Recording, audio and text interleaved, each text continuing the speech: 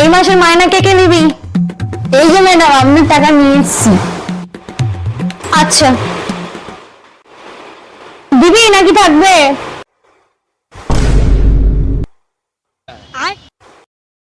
সময় মতো মায়না না পড়াশোনা করে না, বেতন নিবি না, বেতন না নিয়ে আসলাম পিছাবো থেকে। না না স্যার, আমিও নিয়ে এসেছি টাকা। ও, আবার নিয়ে আসিস? সমস্যা ছিল না দিলে। হ্যাঁ বল তুই। না, আমি সামনের মাসের 2 মাসের তো একসাথে দিয়ে দেবো। আরে কোনো সমস্যা নেই, কোনো সমস্যা নাই, একদিন না একদিন তো দেবে, কোনো সমস্যা নেই। তুমি এখন পড়াশোনায় মন দাও, বুঝলে? টাকা পয়সা দিয়ে কোনো লজ্জা করবে না, বুঝলে? আচ্ছা প্রিয়া, তুমি বলো আপেলের ইংলিশ কি? Ma'am Apple. গুড, তুই বল। আচ্ছা কলার ইংলিশ কি? Ma'am banana. আচ্ছা বল, ল্যাংড়া আমের ইংলিশ কি?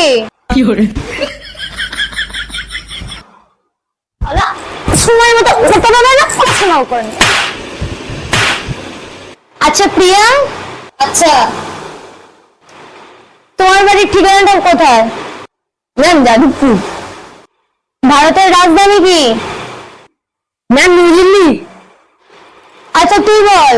একটা ছেলে ক্লাস 10-এ পড়ে এবং ওর বয়স 16 বছর। এবার প্রশ্ন হলো, ওই ছেলের বাবার অনেক দোকানটা কোথায়?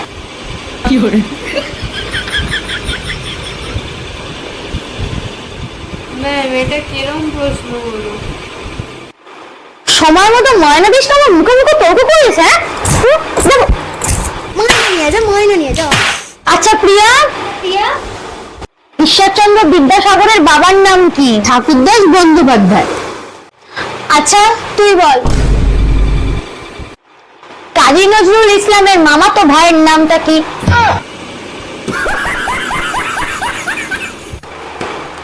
পড়াশোনা করা লাগবে না, ময়নাও দেওয়া লাগবে না। হ্যাঁ, আচ্ছা প্রিয়া তুই বল, 1 কেজি আলুর দাম 5 টাকা, তাহলে 2 কেজি আলুর দাম কত? ম্যাম 10 টাকা। আচ্ছা তুই বল 2 কেজি আলুর দাম যদি 10 টাকা হয়, তাহলে 4 কেজি আলুর দাম কত? ম্যাম 20 টাকা। আচ্ছা তুই বল,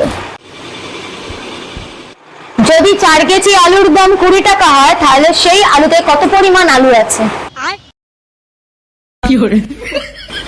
পড়াশোনার মনোযোগ দে। ম্যাম কাল 2 মাসের টাকা একসাথে দিয়ে যাবো।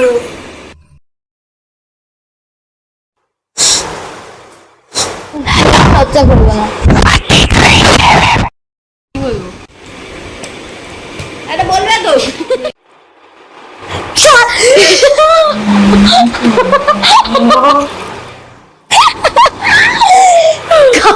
ছেলেটাকে মার